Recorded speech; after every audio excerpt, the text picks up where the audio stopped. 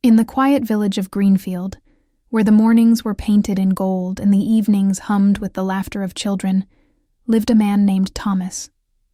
He was a simple laborer, his hands rough from years of toil, his face marked by a missing eye, a hollow socket that made the village children whisper and stare. Thomas had a son, Leo, a bright-eyed boy who carried the weight of his father's appearance like a shadow.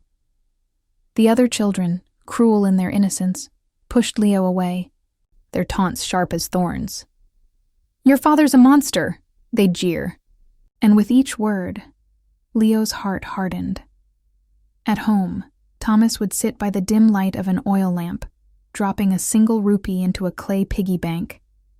His wife, Clara, watched him with quiet sorrow. "How much have you saved?" she asked one night. 200, he murmured.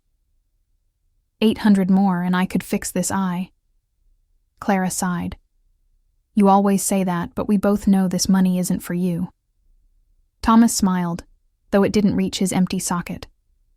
"No, it's for Leo. Let him study. Let him become someone great. Maybe then, he'll look at me without shame." But Leo never did. Years passed. The boy grew, his resentment festering like an old wound. When Thomas visited him in the city, Leo recoiled. "Don't come here again," he snapped, his voice colder than winter. "You humiliate me." Thomas left without a word, his shoulders bent, under an invisible weight.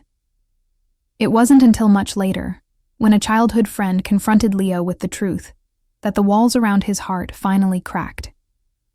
"Your father gave you his eye," the friend said, voice thick with disbelief. "When you were 3, a game went wrong. A stick struck your face, blinding you. The doctor said you'd never see again, unless someone gave you their own eye." Your father didn't hesitate. Leo's breath caught. The world tilted. He ran.